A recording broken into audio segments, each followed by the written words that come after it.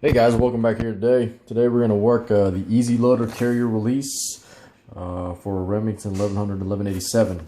So this is an old school 20 gauge 1100.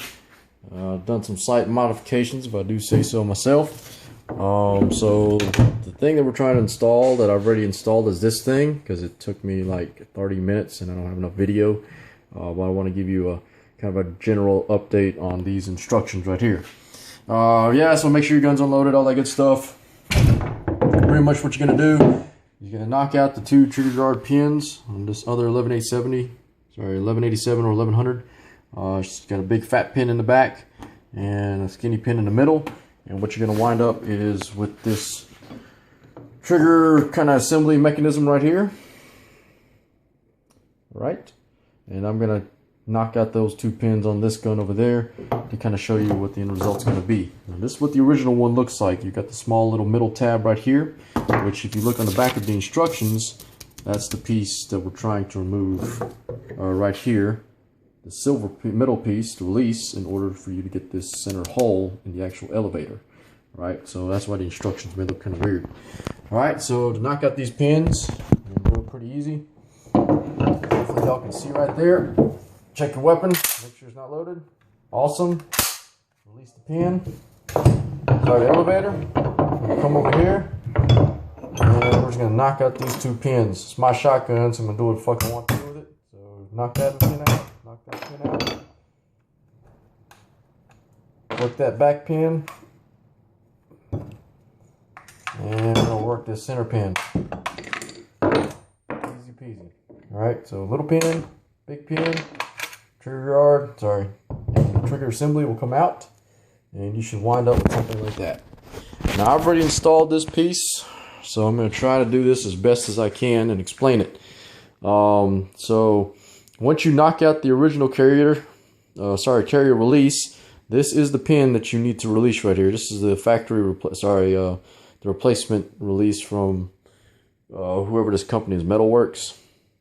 But that's the original pin you want to knock out. That one right there. You'll need a pretty small punch. I think it's like a 1/16 inch punch, but that's what you're going to knock it out with, just like so. Sorry about the poor lighting. Alright, but you're going to knock that down right there. Alright, now you got two kind of springs that it's under tension. The top one right here, the releasey part, and there's a kind of a, I don't know if you can see it, but right where my finger's pointing at, there's a leaf spring right here. It's got the two hooks that bite onto the top of the receiver. And then it kind of looks like this, right? Essentially is what it's doing. And that center curl right here where my finger is the top hooks. And that's the bottom part of it right there. When you look at it, let me see if I can get my punch right here. And it's the bottom portion of the leaf spring right here. All right, and it essentially makes a U. Now on that U, the pin actually pins that leaf spring in place. So this little pin right here, that cross pin, is holding the leaf spring for the elevator and the push button, the extended elevator release, and it's all housed in the actual housing itself. And you can see my replacement pin. Now you're going to have to do some fitting. According to the instructions, you have to file at these kind of 3 locations. I'm going to try to put it in some light here so we can see it best we can. Alright, so the places we're going to have to file is this edge right here and these two left and right sides of the actual elevator release. I took a Dremel, that one right there, and then I simply took that Dremel and trimmed the edges. This one pretty much dropped in. I've installed about 3 or 4 of these, and this was the easiest one. And you're going to have to file off this tab. Now when you look at the picture, the tab is going to be, I try to point it out here. Can't see it on this one. Where's that other trigger? The release tab that you're going to have to file is going to be this one right here. I'm going to try to show it to you on this stock one, again, as best as I can. Due to our lighting conditions. Alright, so where's that punch? The release tabs you want to file is going to be right here. All right, according to instructions. Now me, I had to file this one because that was the release tab, the one on the right that actually needed the filing. All right, and I also had to file the actual lock lug on the aluminum piece right there. I don't know if y'all can see it. But that one right here, that one needed to be filed down on the actual extended easy loader. All right, so file down that piece right there, file down this edge right here, and file down these two corners. You can use a big old square bastard file. I used the Dremel and squared it off. But these are the main contact areas on this particular installment that we had to take care of. Put in some better lighting here. All right. So right there, right where you want to file. And these two edges here and here.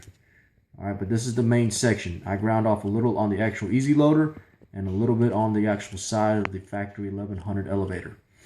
All right, once all that's filed and fitted, you're going to slip these two hooks into where the release button is and start driving your pin, this one, the replacement pin. Start driving that back into place. It will help you if you have a 1/16 inch Allen head, is what I use to kind of line everything up on the other side. And then I just jam that leaf spring back into the middle and make sure it gets pinned in by that cross pin. Once you jam that cross pin into the housing, into the easy loader, into the web of the leaf spring, all the way to the other end, it is now installed, and it should pretty much do this. That's it.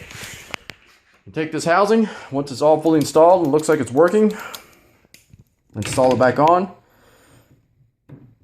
Let's see if I can do this one-handed. All right, and then once that whole assembly is back in place, put your big pin in place, put your little pin in place, take your hammer / mallet, tap it in, all right, and everything should be reassembled. And here's how it's going to work. All right, and then this is all it takes to now close the elevator. Bam. All right, very easy. You just put in your shell as you're loading in your shell. That easy loader helps facilitate easy loading and easy release of the cylinder, the bolt. All right, so that's a quick down and dirty of the easy loader carrier release for an 1100, 1187. I couldn't find a video. There were some cool instructions from 10 years ago on AR15.com, but unfortunately all the pictures are gone. So if I had to kind of explain it in a nutshell, that was it. All right, guys, thanks for watching.